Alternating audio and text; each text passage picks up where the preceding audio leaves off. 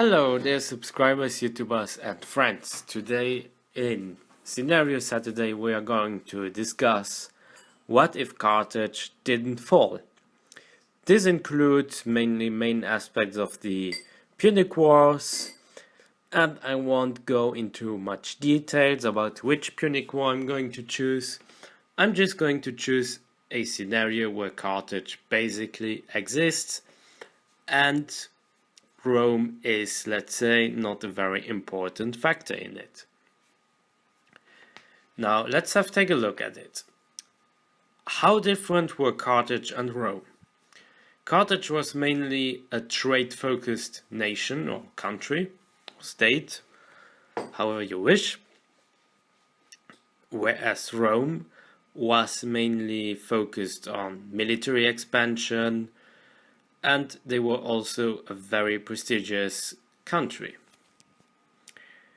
The other difference that we have is that Carthage was relying a lot on mercenaries, which came from all over the Mediterranean, whereas Rome was relying on their own soldiers as well as on their main allies within Italy. Now, to understand Rome at the beginning is that Rome was mainly having allies from Italy and also from places a bit outside. They promised them later on to have also the Roman citizenship or really extra rights which are only reserved for Roman citizens. And they also promised to protect them in case if, let's say, any hostile tribe would just attack them. Now, Carthage was not so much involved in this kind of alliances, but they were important in the sense of making a lot of trade. So if Carthage would just, let's say, not exist anymore, it would heavily influence other countries which had a lot of trade with them. Now, in a world where you have Carthage not falling at all, this can go in few directions, of course. But I predict some main aspects which won't change at all. Firstly, I think that even if Carthage beat Rome would actually not for real fall immediately. They would just be stopped for a good moment and maybe at the end be the victim of, I don't know, corruption or problems, internal crisis, which would make them collapse, but internally. I could see that in such a scenario, Rome would not expand outside Italy. They would consolidate their power at first in Italy, whereas Carthage would mainly expand within the Mediterranean, but never become a land-focused country, only if they would have a monarch or some rulers who would change that way. But as this was the only way as Carthage survived, and also as Carthage always existed, there was no need actually to change that. And as long as people make money in there, well, why should they change, you know? Because if they would change, there was a risk of losing the money.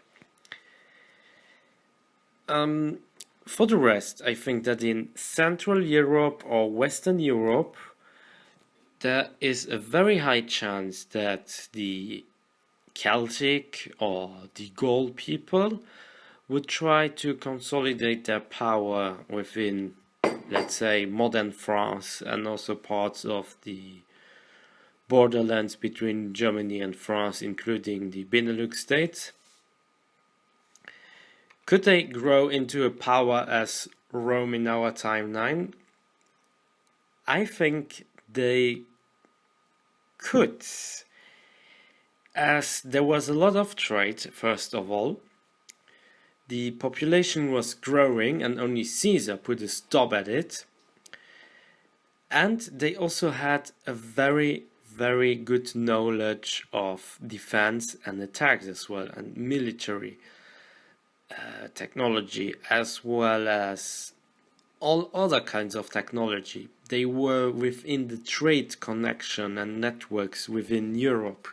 So they were actually very much integrated in all this area.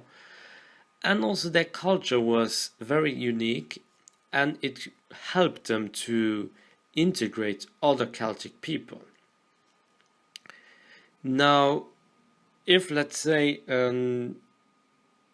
whatever tribe of the Celtic or the Gauls would conquer parts of other tribes, lands within modern day France, they could act later on as a counterweight to Rome, which is still only limited in Italy, which would not expand because it would still need a lot of time to recover.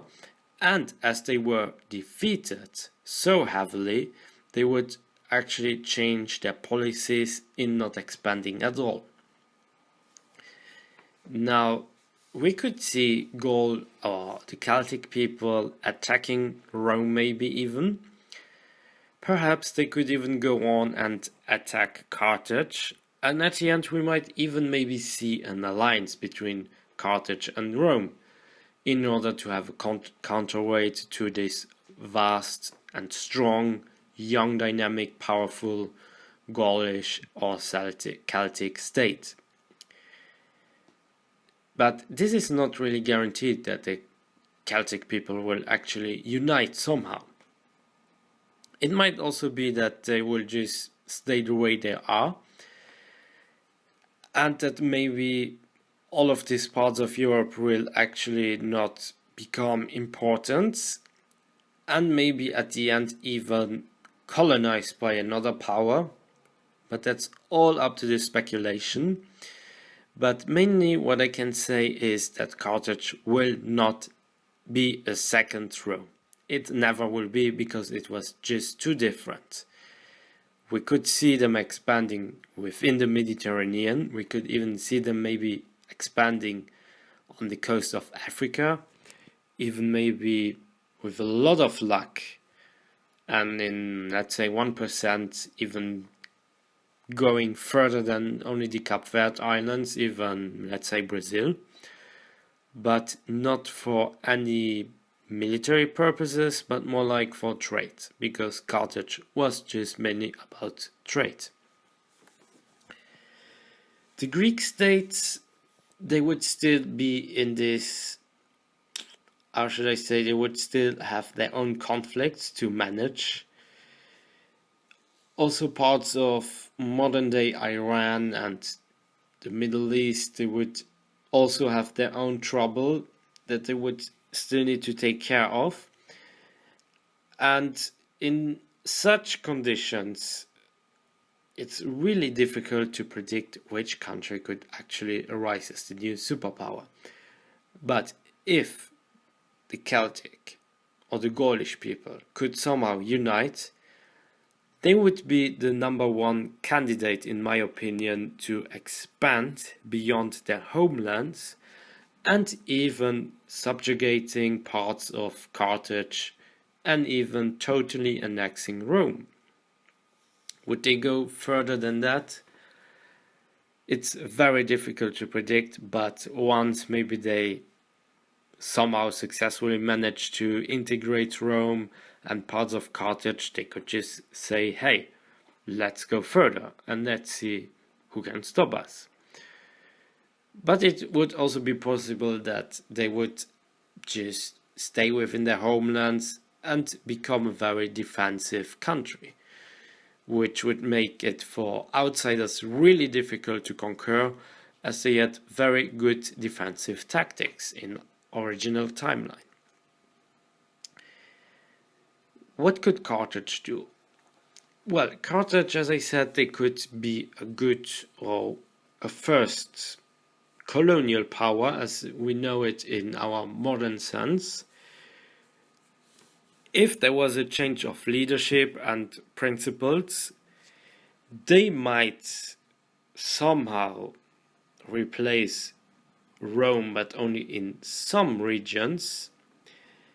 And then again, they might integrate actually parts of North Africa. They might integrate parts of the African coast. And civilization, as we know, might be heavily focused more on North Africa and even Africa rather than, let's say, Italy or South Europe. The Baltic or the belt of this culture, let's say, could change from Greece to North Africa and then even go further south to Africa itself, instead of having Greece, Italy, and then Spain, Portugal. But as I said, it's really difficult to predict what could have happened.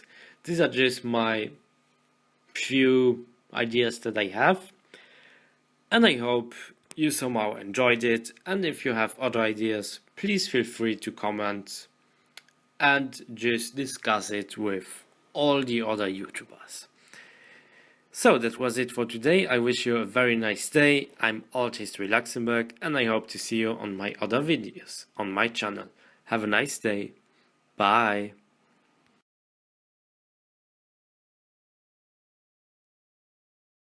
Don't forget to subscribe, give a comment, give a like, and watch all the other videos that I have on my channel. Have a great day.